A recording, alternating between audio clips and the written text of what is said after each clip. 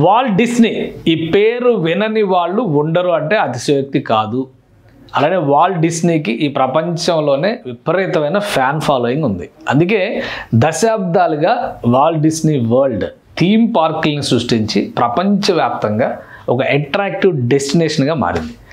అలాంటి సంస్థ ఆంధ్రప్రదేశ్ వస్తే ఎలా ఉంటుంది? సో ఇప్పుడు ఆంధ్రప్రదేశ్ ప్రభుత్వం అదే ఆలోచిస్తుంది. ఆంధ్రప్రదేశ్లో వాల్ట్ డిస్నీ థీమ్ పార్క్ ఏర్పాటు చేసేటువంటి ఒక ప్రణాళికని మూవ్ చేయాలని ఆంధ్రప్రదేశ్ ప్రభుత్వం డిసైడ్ చేసింది. రాష్ట్ర పర్యాటక శాఖ సమీక్షలో భాగంగా ముఖ్యమంత్రి చంద్రబాబు నాయుడు చేసినటువంటి సూచనల మేరకు వాల్ట్ డిస్నీతో ఏపీ సర్కార్ ప్రపోజల్స్ని చర్చించబోతుంది. అతి త్వరలో దానికి సంబంధించి 2 అప్డేట్స్ వచ్చినాయి. ఒకటి వాల్ట్ డిస్నీని ఇన్వైట్ చేయడం అయితే, రెండోది లొకేషన్ విషయంలో కూడా ఏపీ సర్కార్ ఒక క్లారిటీతో ఉంది. ఎక్కడ పెట్టొచ్చు, ఆంధ్రప్రదేశ్లో వాల్ట్ డిస్నీకి సంబంధించినటువంటి థీమ్ పార్క్ వస్తే ఎక్కడ పెట్టొచ్చు అనే చర్చ జరిగినప్పుడు ఎక్కువ మంది ప్రిఫరెన్స్ ఏముంటుంది? చాలామంది ఏమంటారంటే కోస్టల్ బెల్ట్ను చూపిస్తారు. విశాఖ ఆల్రెడీ డెవలప్డ్ కాబట్టి, కాకినాడ ఆ పక్కన ఇంకా అద్భుతంగా ఉంటుందనే అభిప్రాయం ఉంది కాబట్టి, కొత్తగా ఇటు మచిలీపట్నం పోర్టు డెవలప్ అవుతుంది కాబట్టి, నెల్లూరు ప్రాంతం అంతా కూడా ఈ మధ్య పెద్ద పెద్ద పరిశ్రమలు వస్తున్నాయి కాబట్టి ఇలా ఆలోచిస్తారు కదా. కానీ దీనికి భిన్నంగా ఆంధ్రప్రదేశ్ ప్రభుత్వం ఏం డెసిషన్ తీసుకుందంటే, అనంతపురం జిల్లాలో, ఉమ్మడి అనంతపురం జిల్లా పరిధిలో వాల్ట్ డిస్నీ పార్క్ ఏర్పాటు చేసేందుకు కావాల్సినటువంటి వనరుల్ని సమకూర్చడంతో పాటు అక్కడ ఉన్నటువంటి భూముల లభ్యత పైన అధ్యయనం చేయాల్సిందిగా అధికారుల్ని సీఎం చంద్రబాబు నాయుడు ఆదేశించారు. మరొక గ్రూపు వాల్ట్ డిస్నీతో డిస్కషన్స్ కోసం రెడీ అవుతుంది. అసలు ఈ వాల్ట్ డిస్నీకి అంత ప్రాధాన్యం ఉంది, ఎందుకు ఇవన్నీ తెచ్చిపెట్టుకోవాలి మనం అని అనుకుంటే సమాధానం చెప్పలేము. కానీ ఒక క్లారిటీ ఏంటంటే, ప్రపంచంలోనే అత్యుత్తమమైనటువంటి రిక్రియేషన్, ఎంటర్టైన్మెంట్ థీమ్ జోన్స్లో వాల్ట్ డిస్నీకి నంబర్ 1 పొజిషన్ ఉందంటే అతిశయోక్తి కాదు. 1965లో అంటే దాదాపు ఒక 70-80 ఏళ్ల క్రితం నుంచి కూడా అమెరికాలో అనేక ప్రాంతాల్లో ఈ థీమ్ పార్క్స్ని వాల్ట్ డిస్నీ డెవలప్ చేసింది. ఒక్కొక్క దగ్గర ఒక్కొక్క థీమ్ ఉంటుంది. జనరల్గా వాటర్ పార్క్స్ సపరేట్ ఉంటాయి, అలానే హాలీవుడ్ థీమ్ వేరే ఉంటాయి.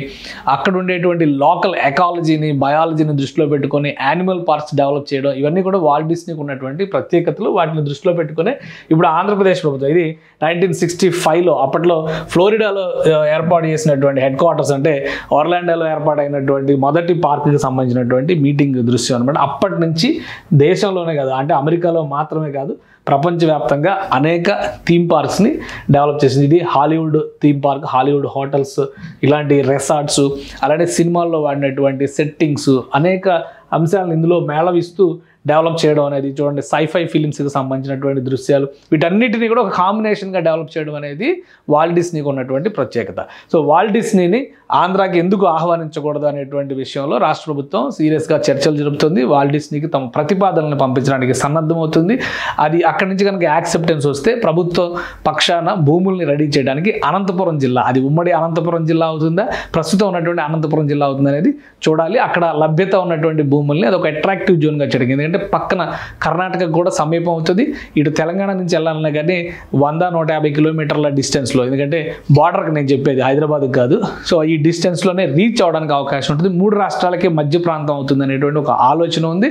అలానే అక్కడ ఉన్నటువంటి వనరులు, వసతులు, అక్కడ ఉన్నటువంటి భౌగోళిక స్వరూపం, ఇవన్నీ కూడా థీమ్ పార్కుల డెవలప్మెంట్కి అనుకూలంగా ఉండే అవకాశం ఉంటుందని చెప్పని రాష్ట్ర ప్రభుత్వం భావిస్తుంది. రాయలసీమని టూరిజం డెస్టినేషన్గా, ఇప్పుడు ఆల్రెడీ అక్కడ కియా మోటార్స్ లాంటి అతిపెద్ద సంస్థ ఏర్పాటు అయింది అనంతపురం జిల్లాలో. సో ఇలాంటి ఇంటర్నేషనల్ బ్రాండ్ వాల్యూ ఉన్నటువంటి థీమ్ పార్క్స్ వస్తే కనుక అదొక గ్లోబల్ డెస్టినేషన్ అవడానికి అవకాశం ఉంటుందని చెప్పని రాష్ట్ర ప్రభుత్వం భావిస్తుంది. ఇందులో భాగంగానే అనంతపురం జిల్లాలో ఈ థీమ్ పార్క్ ఏర్పాటు చేయడానికి ఉన్నటువంటి మౌలిక వసతులు, సౌకర్యాలపైన రాష్ట్ర ప్రభుత్వం అధ్యయనం చేస్తుంది.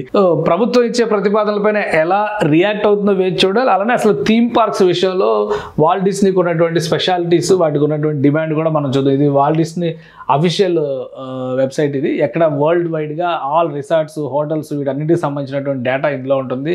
సమ్మర్లో అయితే స్పెషల్ ప్యాకేజ్, పిల్లలకైతే ఒక అట్రాక్టివ్ అంశంగా ఇది మారిపోతుంది. సో ఇక్కడ డెవలప్ చేసేటువంటి థీమ్ పార్క్స్ అన్నీ కూడా డిఫరెంట్ మోడల్స్లో, డిఫరెంట్ థీమ్స్తో ఉంటాయి. అన్ని ఏజ్ గ్రూప్స్ని అట్రాక్ట్ చేసే విధంగా. ఇది చూడండి, ఇది డిస్నీ స్టార్ లైట్ అంట. స్టార్ లైట్ డిజైన్స్ ఎలా ఉంటాయి అనడానికి ఆ బేస్డ్ సినిమాలు వచ్చి ఉంటాయి కనుక అది. ఇదేమో Avatar flight of passage, Avatar స్టైల్లో వెళ్ళేవి. ఇవన్నీ 3D, ఇప్పుడంతా ఇమాజినరీ వరల్డ్ వచ్చేసింది కదా టోటల్గా. సో వాటన్నిటిని కూడా టెక్నాలజీని ఉపయోగించడం, సినిమాలను ఉపయోగించడం, పిల్లలకి ఇష్టమైనటువంటి హీరో క్యారెక్టర్స్ని, సూపర్ హీరో క్యారెక్టర్స్ని ఎలివేట్ చేయడం, ఎక్కడ పెడితే అక్కడ, అంటే ఎక్కడ ఏ ఏరియాలో పెడితే ఆ దేశంలో ఉన్నటువంటి మోస్ట్ పాపులర్ మైథలాజికల్ థీమ్స్ని కూడా తీసుకొని డెవలప్ చేయడం అనేది వాల్ట్ డిస్నీ ప్రత్యేకత. అందుకనే ప్రపంచవ్యాప్తంగా వాల్ట్ డిస్నీకి సంబంధించినటువంటి ఈ ప్యాకేజెస్ కానీ వీటికి కానీ చాలా అటెన్షన్ ఉంటుంది.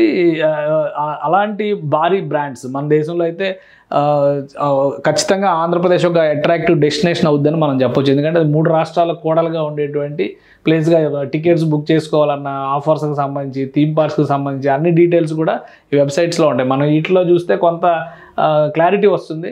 సో వీటన్నిటిని ఒక ప్యాకేజ్గా చేసి ప్రజల ముందరకు తీసుకెళ్లేటువంటి ప్రయత్నం ఇప్పుడు ఆంధ్రప్రదేశ్ ప్రభుత్వం ఏంటంటే only development, infrastructure, industries, employment ఇవి మాత్రమే కాకుండా రిక్రియేషన్, ఎంటర్టైన్మెంట్ అనేది కూడా చాలా ముఖ్యమైనటువంటి భాగం అనే ఆలోచనతో చేస్తుంది. అది కూడా ఒక హాస్పిటాలిటీ, ఎంటర్టైన్మెంట్ అండ్ హాస్పిటాలిటీ అనేది ఒక ముఖ్యమైనటువంటి పాత్ర పోషించేటువంటి ఇండస్ట్రీగా మారుతుంది. అందుకని టూరిజంని పెద్ద ఎత్తున ప్రోత్సహిస్తుంది. టూరిజంకి పరిశ్రమ హోదా ఇస్తూ దానికి ఇవ్వాల్సినటువంటి సౌకర్యాలన్నీ కూడా రాష్ట్ర ప్రభుత్వం కల్పిస్తుంది. దీంతోపాటు ఇప్పుడు టెంపుల్ టూరిజంని ప్రోత్సహిస్తూ హోమ్ స్టేస్ని ఎంకరేజ్ చేయండి అనేటువంటి ప్రతిపాదన ఏపీ సీఎం స్వయంగా చేశారు.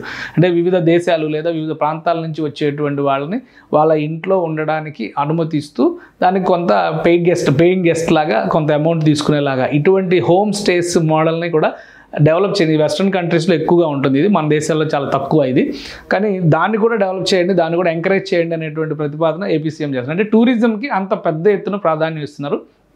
రాయలసీమలో టూరిజం అంటే ఈ మధ్య కాలంలో గండికోట రిజర్వాయర్కి సంబంధించినటువంటి ప్రాంతంలో మొత్తం అదొక ఇంటర్నేషనల్ టూరిస్ట్ స్పాట్గా డెవలప్ చేయాలని భావిస్తున్నారు. అలానే చాలా హిస్టారికల్ ప్లేసెస్ ఉన్నాయి. వాటన్నిటిని దృష్టిలో పెట్టుకొని ఈ మోడర్న్ టెక్నాలజీ ప్లస్ వీటిని అన్నింటిని ఇంటర్కనెక్ట్ చేసేటువంటి ప్రపోజల్స్ని రాష్ట్ర ప్రభుత్వం చేస్తుంది. వాల్ట్ డిస్నీ కనుక ఈ ప్రతిపాదనని అంగీకరిస్తే ఆంధ్రప్రదేశ్లో ఒక అట్రాక్టివ్ జోన్ కింద, అట్రాక్టివ్ ప్లేస్ కింద మారేటువంటి ఛాన్స్ అనంతపురంకు దక్కుతుందని మనం చెప్పొచ్చు.